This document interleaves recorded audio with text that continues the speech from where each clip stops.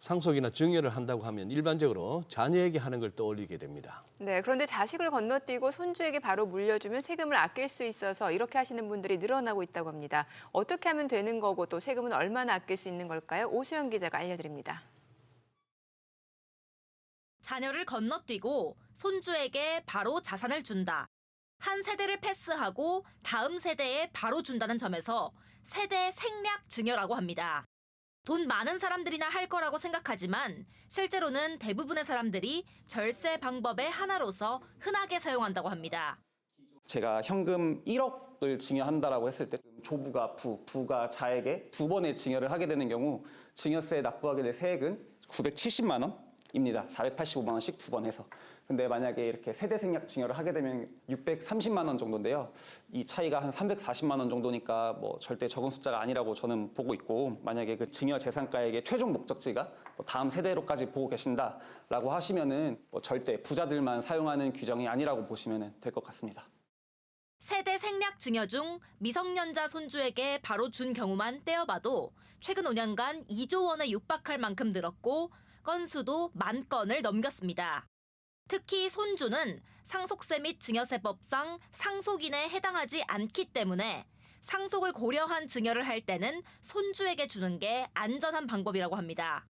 조부모께서 이제 부모님에게 증여를 미리 하셨다 하더라도 부모는 이제 상속인에 해당하기 때문에 만약에 상속 개시일 전 10년 이내에 증여를 하셨다고 하면은 그 해당 자산가액도 다 상속재산가액에 포함돼서 상속세를 계산하시게 되는데요. 그러면은 이제 이건 사실 나름 상속세에 대한 대비를 조금 하신 경우긴 한데 세액 효과는 그렇게 크게 보실 수 없게 되는 경우에 해당. 이와 다르게 손주는 이제 상속인이 아닌 자에 해당하게 됩니다. 즉 이제 상속 개시일 전 5년 이전에 이제 증여를 하셨다면은 해당 증여 재산은 상속재산가액에 포함되지 않는다는 것을 의미하는데요.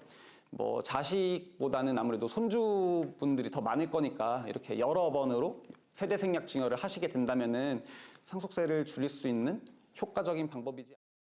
현금이 아니라 부동산이나 유가증권처럼 시간이 지남에 따라 재산 가치가 지속적으로 크게 증가할 것으로 기대되는 자산이라면 아낄 수 있는 세금 액수는 더 커집니다.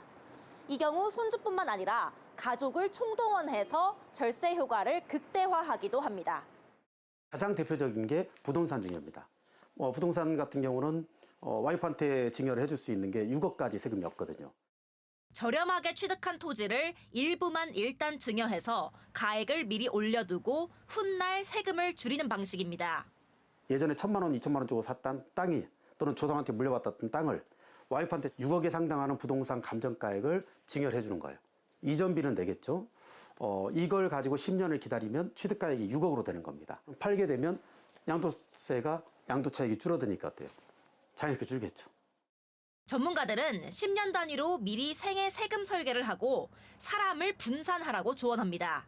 세대 생략 증여 꿀팁 첫 번째. 증여를 받는 사람을 여러 명으로 하는 방법입니다. 증여는 수증자 증여자별 과세이기 때문에 수증자가 되게 많아야 돼요. 그러니까 혼자 증여해 줄 때는 1인한테 5억을 증여해 줬다.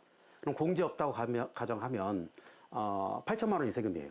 근데 이걸 둘이 나눴다. 그러면 공제 없다고 가정하더라도 2억 5천씩이니까 한 6천 정도로 빠지거든요. 그럼 기본적으로는 아들, 며느리, 손자 둘 골고루 증여를 해주면 이런 경우에는 증여세 절세 효과가 있는 겁니다. 세대 생략 증여 꿀팁 두 번째. 여러 명이서 같이 증여를 해주는 방법입니다. 증여세는 이제 누진세율 구조다 보니까 증여재산가액이 커지면 커질수록 이에 따른 증여세도 커지고 고려할 금액도 커지니까 조금 머리가 아프실 것 같은데, 이런 경우에 제가 이제 간단하게 팁을 하나 드릴 수 있을 것 같은데요. 증여재산을 이제 두 번에 걸쳐서 나눠서 증여하라는 건데요.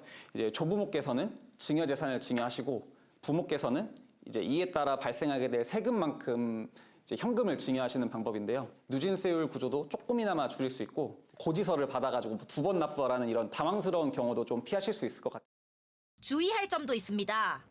꿈에도 상상 못한 지점에서 증여 또는 상속이라면서 연락이 와서 세금을 추징당하는 사례가 왕왕 생기기 때문입니다.